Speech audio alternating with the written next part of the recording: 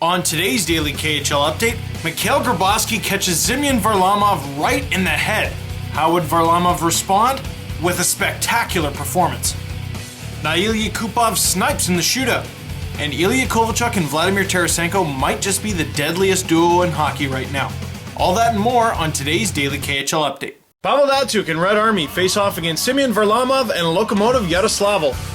Late in the first, Loko on the PK, Varlamov gets rocked as Mikhail Grabovski runs right into him.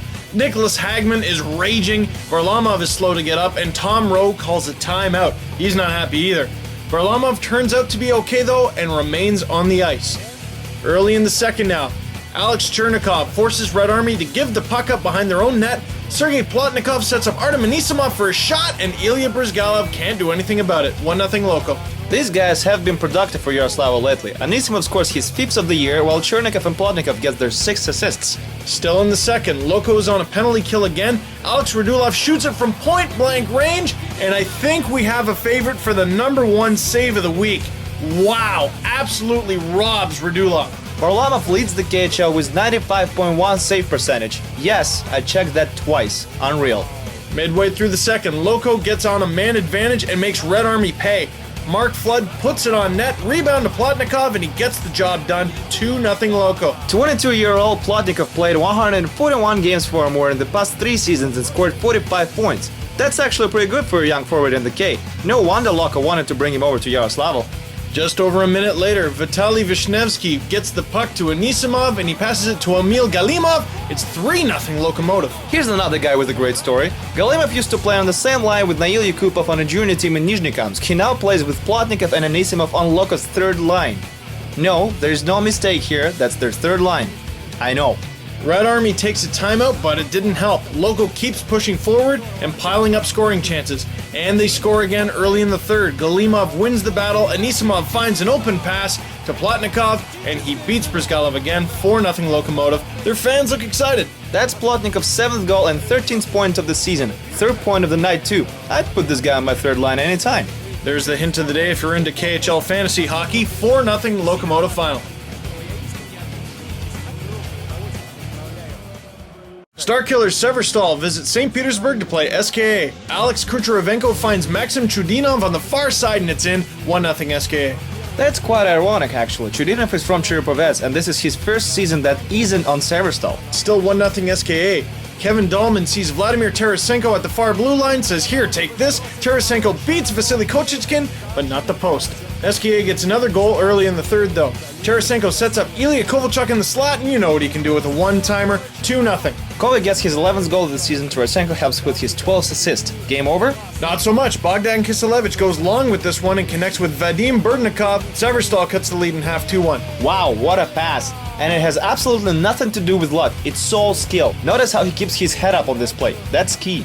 Severstal is fired up, and now there's a fight. Alex Fedoseev and Patrick Thorson drop the gloves. Thorson is one of the key players for SKA. That's a smart trade-off for Severstal. Also, Fedoseev is starting to gain reputation for things like that. And the fight came at the right time. Less than a minute and a half later, Nikolai Stasenko puts the puck on net, and Tom Wandel ties it at 2s. Wandel scores his 1st of the season, and what a timely goal this is. SKA doesn't feel like going to overtime though. Just over a minute left in regulation. Tarasenko passes to Kucherevenko. He's knocked down, penalty on the way, and Ivan Neprayev puts it in. 3-2 SKA. Kucherevenko is a true hero for me on this play. First, he shoves Teemu Laakso away, creates room for a shot, and that allows Neprayev to sneak in for a potential rebound. He gets his 1st of the season on that play. Amazing. SKA wins a close one, 3-2 final. Nail Yakupov and Neftahimik host Donbass in Nizhnekamsk. Yakupov is put on the 3rd line in this one as captain Maxim Pastushko has taken over his spot on the top 6 unit after coming back from an injury. Donbass gets on the board first. Midway through the first, they're on the power play, and Dodonov gets this one in. 1-0 Donbass. Clay Wilson and Václav Nedorost helped him with assist on this one. Long chunk of time with no scoring after that, so we go all the way to the 3rd period. Maxim Pastushko gets into the zone, passes to the blue line. Alexei Ulanov blasts it on net, and Tomasz Netic tips it in. 1-1. A few minutes later, Pastushko and Peter Koko play a little give and go. Koko shoot, and Netic handles the rebound in Superman fashion. 2-1 Neftahimik. Well, that's new. Netic scores his 6th of the season. Less than 10 minutes left on the clock. Ruslan Fedotenko has the puck on the right wing, but gets destroyed by Nikolai Belov. Ref isn't happy, 2 minutes for interference. On the power play, Tuomas Kiiskinen finds Dodonov wide open and gets his second of the night, 2-2. That's his 10th of the year. Not bad. Less than 5 minutes left in regulation, Peter Kokel dives for the puck, somehow gets it to Yegor Milovzorov, and he makes it worth the effort, 3-2. Wow, what an effort. I don't even know what was more crazy, pass or the goal. Just over a minute left on the clock, Donbass pulls their goalie, looking for a goal, and they get it. Václav Nedoros ties things up with a minute and 15 seconds left in regulation. No scoring in overtime, so we go to the shootout. Nail Yakupov gets the nod, he dekes and scores, and gives us another chance to see his celly. Milovzorov is another shooter for Neftahimik. If he scores, it's over, and he does. 4-3 Neftahimik shootout final. Victor Hedman and Boris Astana visit Evgeny Kuznetsov and Traktor Chelabinsk. Traktor gets in trouble just 4 minutes in. Stanislav Chistov accidentally catches Brandon Bochenski with a high stick, blood on the ice, so he goes off for a double minor. Traktor killed this one off, but got another double minor right after that. This time Boris took advantage. Vitaly Novopashin opens up the ice with this diagonal to Roman Starchenko, who beats Andrei Mezin. Starchenko gets his 7th of the season. Good job on finishing the play, but hats off to Novopashin for this pass. Beauty. Just a few minutes later, Traktor's still on the same penalty. Starchenko sends the puck into the slot. Victor Hedman finds it first, shoots it. Dmitry Upar buries it on the rebound. 2-0 Boris. Boris showed great presence in the crease on this play. Traktor's D just couldn't contain them. Midway through the second, Traktor tries to get it out of the zone, but gets shut down by Victor Hedman. He shoots it. Dustin Boyd passes to Nigel Dawes. Mezin gets a piece of it, but it still trickles in. 3-0 Boris. Nigel Dawes isn't considered a big name by many in the K, but hey, this is his 11th goal of the season. He's certainly a force to be reckoned with. Last season he scored 16. Boris is terribly outshot, 28-14 in this one, but they do go on to win it. And the cherry on top is this huge bone-crushing hit by Evgeny Fadeev on Maxim Yakutsenya. Teemu Lasila gets his second shutout of the season, 3-0 Boris final. Huge Eastern Conference matchup as Metallurg Magnitogorsk and Avangard do battle.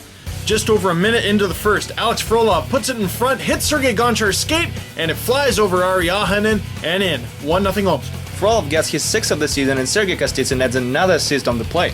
Magnitka seeking revenge, and they almost get one of their own. Denis Platonov and Sergei Myzakin come close to making Kari Ramo pay for his careless play behind the net, but come up empty.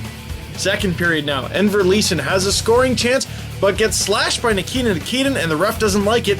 Penalty shot. Leeson is known for his silky smooth hands, but Ramo tells him to go back to practice. Late in the second, Igor Volkov is left behind Magnitka's lines, goes on a breakaway, and beats Ahonen 2-0 Omsk.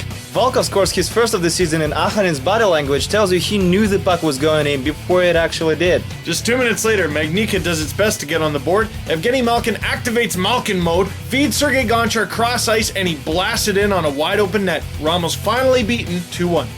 You know what? Having Malkin on your team should be a criminal offense. It's pretty much cheating. That's illegal, right? Not in Russia, I guess. Ramos shines in this one with 32 saves. Avangard gets 3 points on the road. 2-1 final.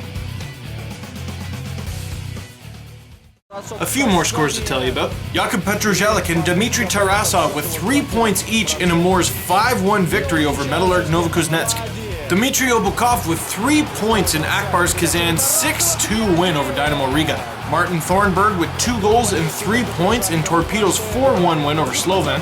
Salavat Yelayev defeats Spartak Moscow 4-1. Nikita Filatov picking up his 6th of the season. Joffrey Lupul picks up his first ever KHL point with an assist, but Avdamul Bali still falls to Ugra in the shootout 2-1. And even with the help of new player Viktor Stolberg, Atlant falls 4-2 to Zdeno Chara and Lev Prague. That's all for today's Daily KHL update. I'm Steve Dangle with Andrei Osadchenko. See you Friday.